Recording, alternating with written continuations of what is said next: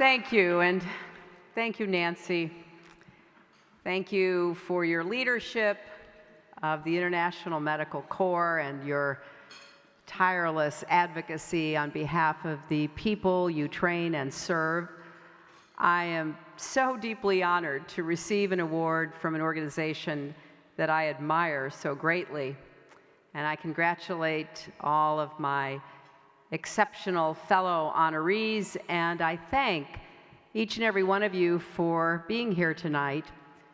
Your generosity enables the IMC to do the extraordinary work you've seen just a snapshot of already this evening. You really are making such a difference in the lives of so many people. I've had the chance, as Nancy said, to support the work of IMC and to see that work firsthand in a number of settings. As she mentioned, a little more than 4 years ago, I traveled to Goma in the war-torn eastern region of the Democratic Republic of Congo. I went because, as the numbers on the screen reminded us, this is the longest conflict in modern times.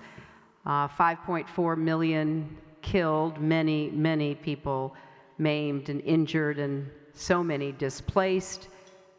I visited a camp where tens of thousands of Congolese were living in tents.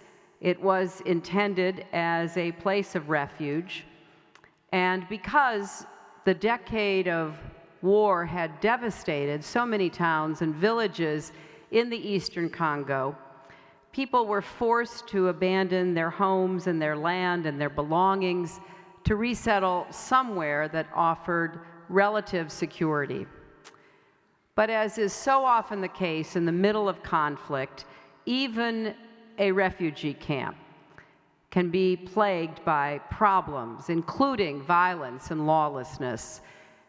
Difficulties with access to basic services like clean water and sanitation are such a problem for those who are attempting to live there and those who are trying to support them.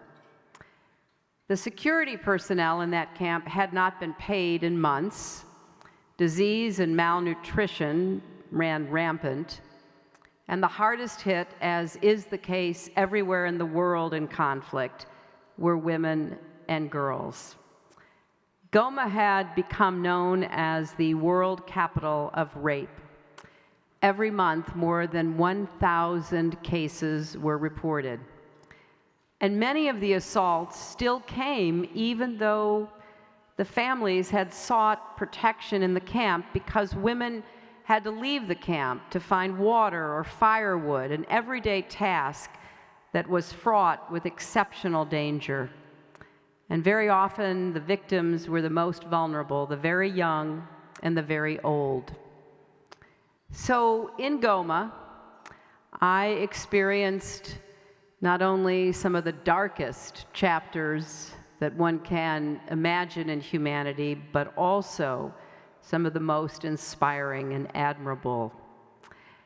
International Medical Corps was truly a shining light. By the time I arrived at the camp, IMC had already put into place programs to deal with the most pressing challenges, working to alleviate malnutrition and improve sanitation and provide support to victims of sexual violence. I was so struck by the enormity of the problems and horrors that were being confronted, but the practical, down-to-earth commitment of those in the IMC who were just taking them day by day and providing support and sustenance and hope. So when I thought about what more we could do, I believed, as Nancy referenced, that we had to provide more financial support. And so I asked the State Department and USAID to work with IMC to launch a $17 million effort called the CASE Project, Care, Access, Safety, and Empowerment, to work directly with sexual and gender-based violence victims and their families to provide support and services, and to look for ways to try to prevent more of these horrific abuses.